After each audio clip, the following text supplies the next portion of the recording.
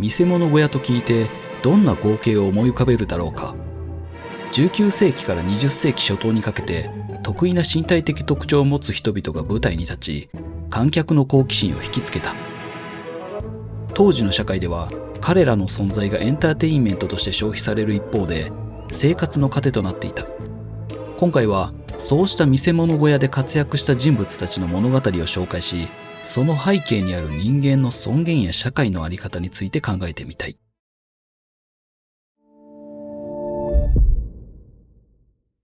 中世ヨーロッパでは市場や祭りで得意な身体を持つ人々が見せ物として登場していた。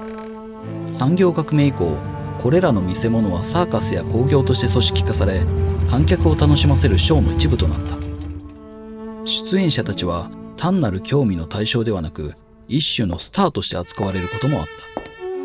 た。しかしその裏には個々の人生や社会との関わりが存在していた。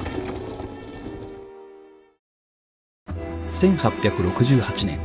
アメリカに生まれたジョセフィーヌ・マートル・コービン。彼女は二連体と呼ばれる極めて珍しい疾患を持ち、腰から下に2つの骨盤と4本の足を有していたが、内側の足は小さく歩行には適さなかったという。13歳からテキサスの4本足の少女として見せ物小屋で活躍し、その人気は絶大だった。温和で聡明な性格も評判を呼び、単なる珍しさだけでなく、多くの人々から親しまれた存在だった。19歳で医師と結婚し、家庭に入り5人の子供に恵まれた。1928年に亡くなった後は、盗掘を防ぐため棺をコンクリートで覆い静かに埋葬された。彼女の人生は今もなお、外見では測れない人間としての強さと尊厳を伝え続けている。グラディ・スタイラスは1937年、アメリカ・フロリダ州生まれ。先天性疾患エクトロダクテリーにより、指や足がロブスターのように融合していたことからロブスターボーイと呼ばれ、幼い頃からサイドショーで人気を集めた。しかし私生活は荒れ、1978年、自身の娘の婚約者を銃で射殺する事件を起こす。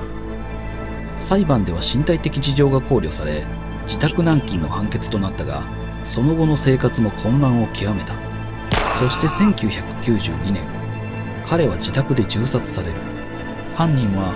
家庭内暴力に苦しんだ家族が雇った青年だったとされている。舞台のスターとして生きた彼の人生は、皮肉にも暴力と悲劇の中で幕を閉じることとなった。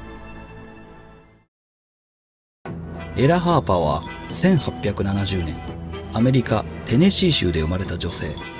膝が反対向きに曲がる珍しい状態により、四つん這いで歩くことを余儀なくされ、人々からはラクダ女と呼ばれていた。1886年、彼女はサイドショーに出演し、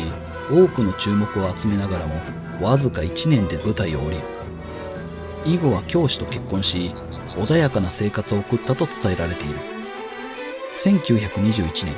51歳で亡くなった彼女の人生は、人が困難をどう受け入れ、前を向いて生きるかを静かに語りかけてくる存在だ。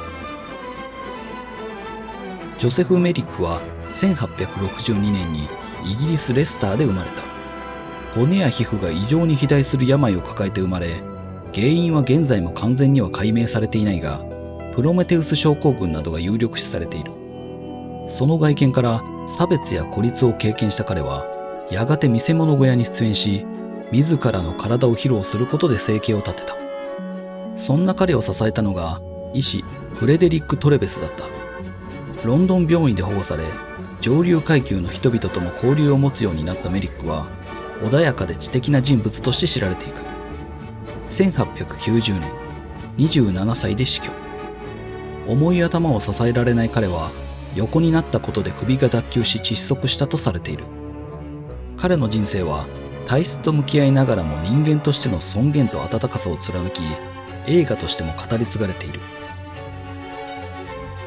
ジュリア・パストラーナは19世紀メキシコで生まれた女性で、全身が異常に毛深いという特徴を持っていた。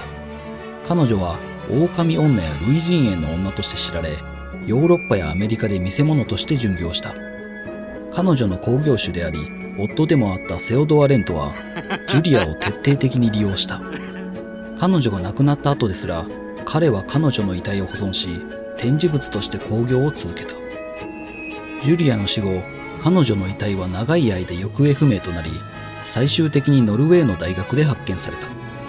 この発見をきっかけに、彼女の遺体はメキシコに返還され、ようやく故郷の地に埋葬された。アメリカのサーカスで2つの頭を持つ男として話題になった人物がいる。その名はパスカル・ピノンだ。20世紀初頭、彼はメキシコ系アメリカ人の労働者だったが、額にできた腫瘍が原因でサーカス団の目に留まり、2つの頭を持つ男として舞台に立たされることになった。ところが、その第2の頭は本物ではなく、腫瘍をベースに作られた人工物だったという話が後に広まっている。それでも当時の観客はこの異様な姿に驚愕し、次々とサーカス小屋へ足を運んだんだ。しかし君ならどう思うだろう。彼が自分の体を見せ物として演じ続けたその心情を想像できるだろうか。サーカスが衰退するとともに、ピノンの名は次第に歴史から消えていった。最後に紹介するのは、実在の人物かどうかすら謎に包まれたとある伝説の男だ。その名はエドワード・モードレイク。19世紀イギリスの貴族とされる人物で、後頭部にもう一つの顔を持っていたと語られている。そのもう一つの顔は悪魔の顔と呼ばれ、夜になると囁き声で呪いや悪口を言い続けたとも言われている。この顔に悩まされたエドワードは、やがて自ら命を絶った。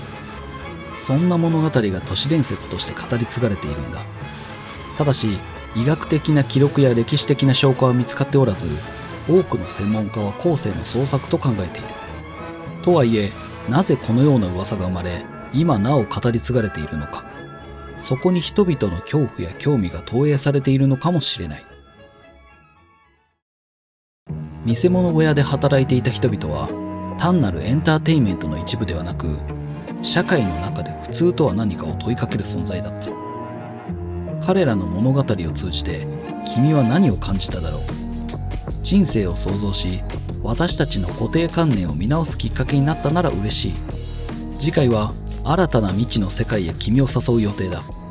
そこにはまた異なる謎と驚きが待っている。それではまた。